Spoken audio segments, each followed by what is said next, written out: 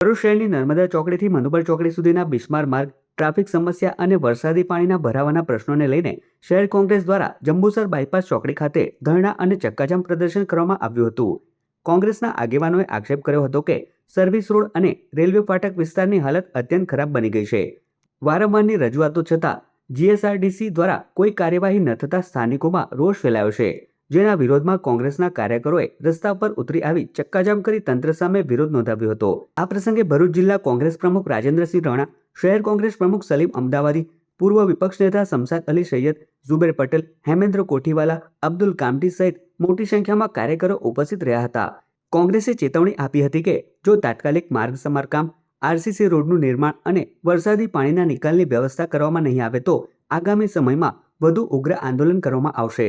ચક્કાજામ પ્રદર્શન દરમિયાન પોલીસે હસ્તક્ષેપ કરી કોંગ્રેસના કાર્યકરોની અટકાયત કરી હતી। ધરણા પ્રદર્શનનો મુખ્ય મકસદ 15-20 વર્ષથી જીએસઆરડીસી આ વિસ્તારને ડેવલપ નથી કરતી। શ્રાવણ ચોકથી નર્મદા ચોકડી 300 કરોડ રૂપિયામાં ડેવલપિંગ થઈ રહ્યું છે। ત્યાંથી ચાલે 800 કરોડનો પ્રોજેક્ટ દહેગામથી દહેજ સુધીનો ચાલે છે।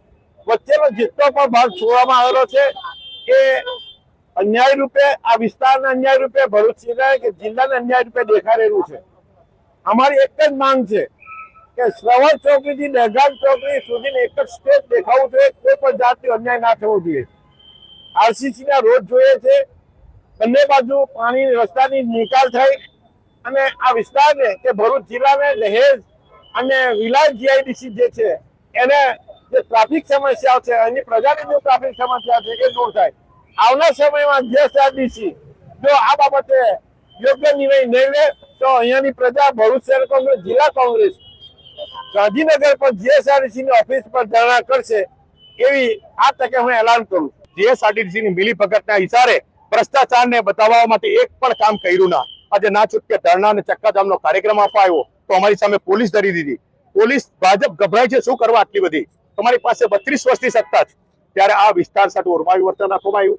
જીએસઆરટીસી ના અધિકારીઓને કરવું તો છતાં ભારતીય જનતા પાર્ટીના આગેવાનોએ કરવા ન દીધું।